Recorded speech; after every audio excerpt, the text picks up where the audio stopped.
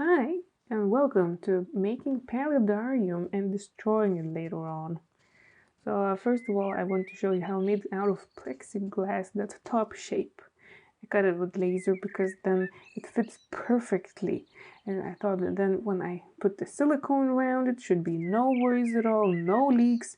But what do you think? I had to silicone it 2 times because it was not good enough. Who knew that this shiny, very nice plexiglass won't glue so well, or silicone. But here I tested it, and because the whole shape is like hanging on the frame of the aquarium, it's okay. Even if it leaks something on the sides, it's still going to the aquarium. Here I wanted to show you how I connected the filter to this like little hose thingy into the box. No, sorry, box, I love box. To the bucket, and then I can drain it. This awesome little filter is Eheim filter, not sponsored. Have way too many filters. Good to have just in case. So I just push the button and it goes in there. Awesome. It drains it itself. Don't need no complicated tubing. Here I used this be or drain thingy rocks for the main substrate around the filter. It's great for growing bacteria on it. It's very porous, light, but super dirty. So yeah, I would advise washing it because otherwise your aquarium will be a mess. I mean, it's even mess before you wash everything and put it together. But you do the best, huh? There also next layer was of, I think, I don't know, it was some of this substrate that had left over. Maybe ADA, maybe the other stuff. But I mean, I didn't plant anything there, so I kind of wasted. I wish I would just put it sand directly in there because, well, these things still get through the sand. Here I washed sand and I put the layer on it. Then I put water again because the substrate bubbles, they float up anyway. So it's good that sand holds it in place. And then you drain it again and you fill with more sand. Kind of cleans itself a bit. You never wash the substrate like that black type. It has a bunch of good stuff in it, so I don't want to wash it away.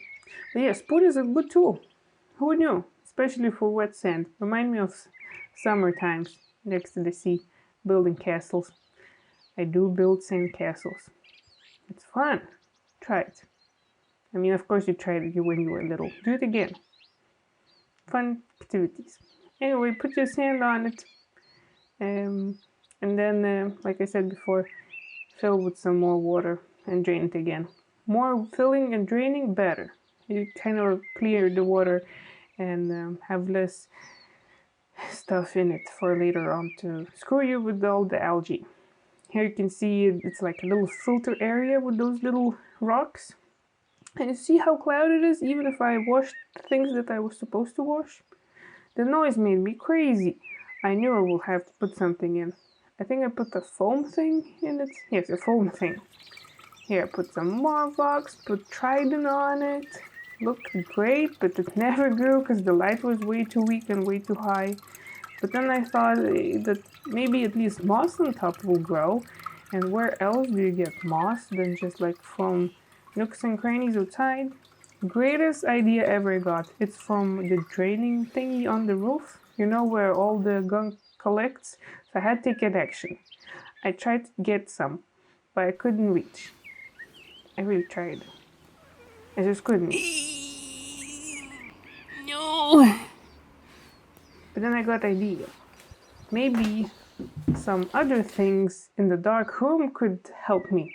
I mean, almost all of us who has luxury has this black hole of things in it. You never know what you find. History and darkness in there really provides you with things that you need at the times. So I found this plastic thing, but it was way too flexible. I tried it anyway because now I could reach it. I wonder what my neighbors thought of me. Hopefully nobody saw me. I have just one neighbor really could see me. And deers and mooses. God damn it.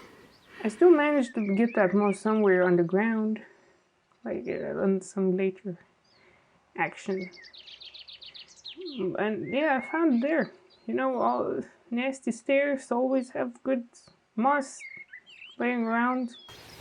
This time from the roof by me, thrown. Look at that beauty. Oh, let's zoom in. Look at all the goodies inside. Of course, I had to wash it first. I mean, wash it as much as you can. But at the end, this moss still died for me. So it looked good in the beginning, but then I put some other things on it. It's really nice and fluffy. I wish it grew. Maybe it was too warm, because this is Swedish moss or whatever moss. Then I put some other aquatic moss and it did great actually. But then it overgrew and kind of got green algae or cyanobacteria. And then I just put more moss on top and then it did great. Look at this. I mean, it's a little carpet. And the best thing is if you put it on the outflow of the water, it kind of just hugs itself and goes around. So it becomes a little carpet. And it's like a filter also.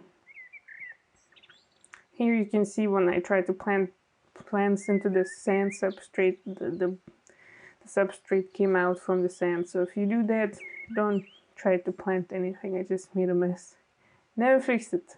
The only way to fix it would be to siphon the top layer, put a bunch of sand. But yeah, it's quite cool. It's like a little nook in there, like a little cave. Well, the filter and the heater is. You can see there. My betta loved hanging in there. It was like his little housey.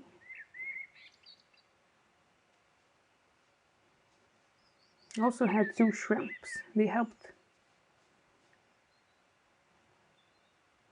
But yeah, I mean, it was time to demolish it because sadly my betta died.